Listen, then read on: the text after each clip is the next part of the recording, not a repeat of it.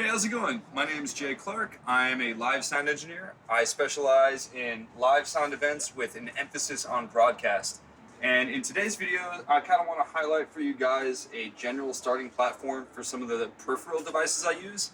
It's a very common question I get asked all the time. Like, what are all these different machines that you have? What are some things, if I'm starting out, that I should get? And that changes from show to show, but I think this one and this setup is a good example of here's a good place to start. These are some good tools that I think you should have. So let me walk you through those right now. An iPad and a router.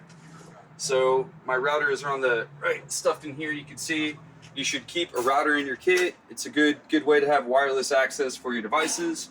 An iPad, that way you can control your console remotely, or maybe just Spotify. This machine right here, this Mac, I'm running QLab. If you don't know QLab and you want to be involved in the live sound business, I think you should get it. It's free to download for the basic version, and it's pretty much the standard at this point. I have a Stream Deck right here, and this Stream Deck is running QLab for me and controlling it, so I don't have to reach over here, and I can run my cues from that piece of equipment. Moving over, I have a 5-port switch, and this is connected to my Dante network and my other network devices so that I can have access to those network devices and make network changes locally here rather than having to go to the device itself. On top of that is a Scarlett. This Scarlett is running Smart. Smart is hosted by this machine. If you don't know what Smart is, I highly suggest taking one of their classes, investing some time into it, because it's going to make your job as an audio engineer a lot easier. This guy right here is one of my favorites.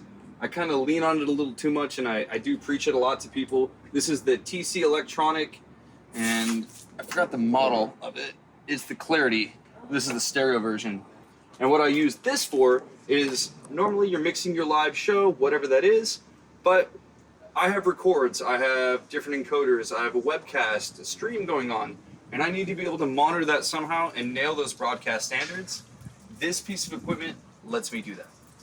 So I think these devices, at a bare minimum, sure, if you're just mixing a band, you don't need these things, but if you're trying to break into this industry, just understand that there's a bigger emphasis on broadcast than there ever has been, and having the skills and tools to help you achieve those goals are going to make you that much more valuable. Thanks again for watching.